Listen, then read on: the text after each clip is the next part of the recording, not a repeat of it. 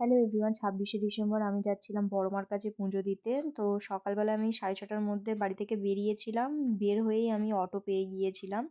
পল্লবীদি আমার সাথে যাচ্ছিল। পল্লবীদি আমার সাথে জলপথে দেখা করবে বলেছিল। বাপের বাড়ি ছিল পল্লবীদি।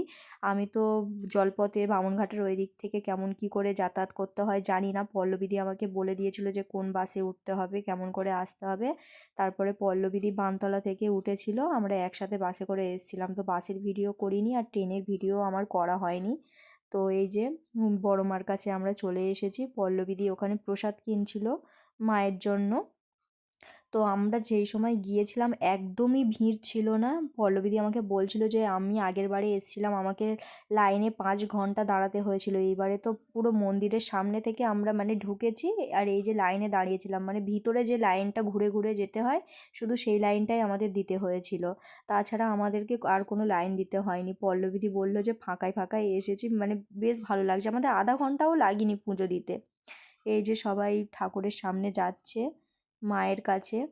শুনেছি মায়ের কাছে যে যা চাই সব আশা পূর্ণ হয়। তোমাদেরও যা চাওয়ার মায়ের কাছ থেকে চেয়ে নেবে। তো গোত্র আর নামটা বলতে হয় পুজো দেওয়ার সময়। আমি এই প্রথমবার বড় মার কাছে গেলাম। তো খুব ভালো একটা অভিজ্ঞতা হলো, তোমাদের সাথে কিছুটা শেয়ার করার চেষ্টা করলাম। পুজো দেওয়া হয়ে গেলে আমরা গিয়েছিলাম গঙ্গা ঘাটে। এই যে সব লোকজন স্নান করছে গঙ্গা ঘাটে। আমি একটুখানি ভিডিও করেছিলাম, পল্লবী দিয়ে আমি অনেকগুলো ফটো তুলেছিলাম। আর তারপরে দেখছিলাম যে এখানে জামা বিক্রি হচ্ছে, মানে কুর্তি। পল্লবী দিয়ে আমাকে একটা কুর্তিও কিনে দিয়েছিল। তারপরে লাস্টে আমরা এই খাওয়া দাওয়া করে বেরিয়ে এসেছিলাম। কেমন লাগলো অবশ্যই জানাবে।